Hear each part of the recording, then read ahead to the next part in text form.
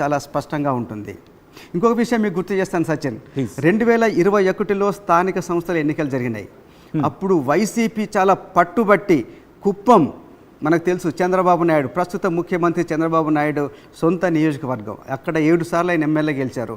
అక్కడ ఒక పట్టుదలతో కుప్పం నియోజకవర్గంలో, కుప్పం మండల పరిషత్తులో, కుప్పం మున్సిపాలిటీలో మొత్తం టీడీపీని ఓడించడానికి శాయశక్తులా ప్రయత్నం చేసి 19 వార్డుల్లో వైసీపీ గెలిచింది, కేవలం 6 వార్డుల్లో మాత్రమే టీడీపీ గెలిచింది. అక్కడ ఒక మెసేజ్ పంపించదలుచుకున్నారు అప్పుడు వైసీపీ, కుప్పంలోనే చంద్రబాబును ఓడిస్తున్నాం, కుప్పంలోనే టీడీపీని నామరూపాలు లేకుండా చేస్తున్నాం, నెక్స్ట్ ఎన్నికల్లో చంద్రబాబు నాయుడు కూడా ఓడిస్తాం అని ఒక మెసేజ్ పంపించడం కోసం అక్కడ టీడీపీని ఓడించారు కుప్పంలో 2021లో అక్కడ జరిగిన మున్సిపాలిటీ ఎన్నికల్లో. దాన్ని ప్రతిష్టాత్మకంగా తీసుకొని ఈసారి పులివెందుల ఏదైతే వైఎస్ జగన్ సొంత నియోజకవర్గం ఉందో అక్కడే వైసీపీని ఓడించి మేము జగన్ని ఓడించగలం అనే మెసేజ్ చెప్పదలుచుకున్నారు టీడీపీ నాయకులు. అందుకనే చాలా ప్రతిష్టాత్మకంగా తీసుకున్నారు. ఆ విషయంలో టీడీపీ సక్సెస్ అయిందనే చెప్పాలి. బట్ ఇక్కడి నుంచి మీరు అన్నట్టుగా వ్యూహాత్మకంగా రెండు పార్టీలు కూడా వ్యూహాత్మకంగా వెళ్ళిన పరిస్థితి. బట్ ఇక్కడ వైసీపీకి సంబంధించి మాట్లాడుకునే క్రమంలో వైసీపీ ఓటమికి అవినాష్ రెడ్డి కారణమా అనే ఒక క్వశ్చన్ బాగా తెర మీదకి వస్తుంది. అనేక అంశాలు ఇక్కడ చర్చకు వస్తున్న పరిస్థితుల్లో ఎలా చూడాలి దీన్ని? నిజంగా అవినాష్ రెడ్డి ఒక కీలక పాత్ర పోషించిన సందర్భం, ప్రచారం విషయంలో కావచ్చు, ఇవన్నీ కూడా నిజంగా అవినాష్ రెడ్డి పాత్ర ఉందనుకోవాలా? డెఫినెట్గా ఉంటుంది. ఎందుకంటే పులివెందులకు సంబంధించి, పర్టికులర్గా పులివెందులకు సంబంధించి ముఖ్యంగా జిల్లా మొత్తానికి ఆయన కడప ఎంపీగా ఉన్నారు. వైఎస్ కుటుంబ సభ్యుడు, జగన్కి తమ్ముడు, జగన్కి మా చిన్నాన్న కొడుకు, తమ్ముడు. తర్వాత ఇప్పటిదాకా ఆయన జగన్ తర్వాత తనే అన్న ఇంప్రెషన్ కలిగిస్తున్నాడు. ముఖ్యంగా ఈ 2 ప్రాంతాల్లో ప్రచార బాధ్యత మొత్తం అవినాష్ రెడ్డే తీసుకున్నాడు.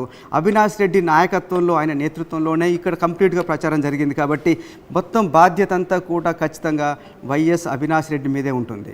ఇక్కడ ఏం జరిగింది మరి, కారణం ఏంటి? వైఎస్ అవినాష్ రెడ్డి ఎక్కడ ఫెయిల్ అయ్యారు?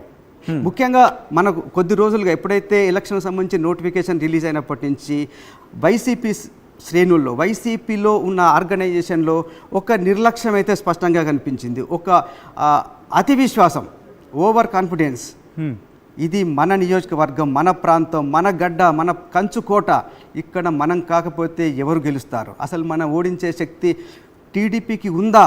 మనం దీన్ని పట్టించుకోవాల్సిన అవసరమే లేనంత ధీమాగా, ఓవర్ కాన్ఫిడెన్స్తో చాలా ఉన్నారు వైసీపీ శ్రేణులు, ముఖ్యంగా అవినాష్ రెడ్డి.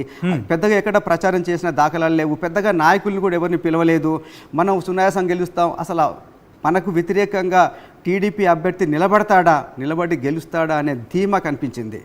కానీ ఎప్పుడైతే టీడీపీ దాన్ని ప్రతిష్టాత్మకంగా తీసుకుందో, టీడీపీ ఎప్పుడైతే అక్కడ మా ఎమ్మెల్యేలని, ఎంపీల్ని, మంత్రుల్ని అక్కడ మోహరించి ఎలాగైనా గెలవాలి అనే ఒక పట్టుదలతో తను ఒక వ్యూహాత్మకంగా పనిచేయటం మొదలుపెట్టిందో, రాను వీళ్ళంతా కూడా అక్కడే మకాం వేసి ప్రతి ఊరికి వెళ్ళారు టీడీపీ నాయకులు.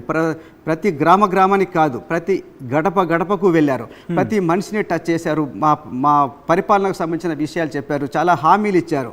మేము ఇంకొక 3.5 సంవత్సరాలు టీడీపీ అధికారంలో ఉంటుంది, మీరు మమ్మల్ని గెలిపించండి, టీడీపీని ఆదరించండి, ఖచ్చితంగా మీ ఊరికి కావాల్సిన అన్ని సౌకర్యాలు ఇస్తాం, మీ టీడీపీ కావాల్సిన, మీ గ్రామానికి కావాల్సిన నిధులు, కావాల్సిన సౌకర్యాలు అన్నీ కల్పిస్తామని వీళ్ళు ఇంటింటికి వెళ్ళి చెప్పటం మొదలుపెట్టిన తర్వాత అప్పుడు కొద్దిగా వైసీపీ మేల్కొంది. లేదు, నేను ఈ పాయింట్కి వచ్చే ప్రయత్నం చేస్తున్నాను. అంటే ఒక వ్యక్తి మన ఇంట్లోకి వస్తున్నాడంటే కొంచెం ముందుగానే తెలుస్తుండే, 1 కిలోమీటర్ దూరంలోనో లేకపోతే కనీసం ఒక 100 మీటర్లో మా ఇంటి వైపు వస్తున్నాడేమో అని ఆలోచన చేసుకొని ప్రొడక్షన్ చేసుకుంటూ ఉంటాం. ఒక చిన్న ఇంటికి సంబంధించి మాట్లాడుకున్నప్పటి, పార్టీకి సంబంధించి మరి ముఖ్యంగా కంచుకోటగా మాట్లాడుకునే సందర్భంలో వైసీపీ అక్కడ నిర్లక్ష్యం వహించింది అనుకోవాలా, లేకపోతే తమదే కదా అని చెప్పి ఎలాగైనా మనం గెలిచేస్తామని చెప్పి ఒక మీరు అన్నట్టుగా ఓవర్ కాన్ఫిడెన్స్లోకి వెళ్ళిపోయిందా? డెఫినెట్గా నేను ఇంతకుముందు చెప్పినట్టు ఓవర్ కాన్ఫిడెన్స్ చాలా స్పష్టంగా కనిపించింది. ఇది మన కంచుకోట, ఇక్కడ మనం కాకపోతే ఇంకెవరు గెలుస్తారు, మనల్ని ఎదిరించేది ఎవరు అనే ఒక అతి ధీమా, ఒక అతి విశ్వాసం చాలా స్పష్టంగా కనిపించి ప్రచారంలో ఎక్కడా వాళ్ళు కనిపించలేదు. అయితే ఎప్పుడైతే టీడీపీ తమ శ్రేణుల్ని మోహరించి ఎప్పుడైతే ఇంటింటికి వెళ్ళటం మొదలుపెట్టారో అప్పుడు వాళ్ళకి అర్థమైంది, లేదు పరిస్థితిలో తేడా కనిపిస్తోంది. ఇక్కడ ఏంటంటే అవినాష్ రెడ్డికి సంబంధించి వ్యూహాత్మకమైన లోపం చాలా స్పష్టంగా కనిపించింది, సరైన ప్రిపేర్డ్నెస్ లేక కనిపించింది, సరైన శ్రేణులని మోటివేట్ చేయడం, శ్రేణులని యాక్టివేట్ చేయడంలో వైసీపీ చాలా స్పష్టంగా ఫెయిల్ అయింది. ముఖ్యంగా దానికి బాధ్యత వహించాల్సింది అవినాష్ రెడ్డి. ఆ తర్వాత మనం ఒకసారి చూడొచ్చు, నిజంగా అవినాష్ రెడ్డి పెద్దగా క్రౌడ్ పుల్లర్ కాదు, పెద్దగా ఆరేటరీ స్కిల్స్ ఉన్నవాడు, చాలా మంచి వాక్ ప్రవాహము వాక్ పటిమ ఉన్న నాయకుడు అయితే కాదు.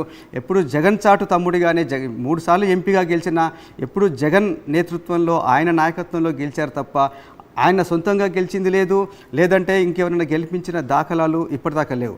అయితే ఇదే విషయంలో తర్వాత ఇంకొక వ్యూహాత్మకమైన లోపం ఎక్కడ కనిపించింది అంటే సచిన్, ఎప్పుడైతే ఎలక్షన్లు దగ్గరికి వస్తున్నాయో, ఎలక్షన్లు అప్పటికే మొత్తం టీడీపీ మండలం అంతా మోహరించిన తర్వాత లాస్ట్ మినిట్లో ఆ పోరాట పటిమను సడన్గా విరమించుకున్నారు. సడన్గా పోరాటాన్ని విరమించేసి చేతులు ఎత్తేసి ఇక మనం ఓడిపోతున్నాము అనే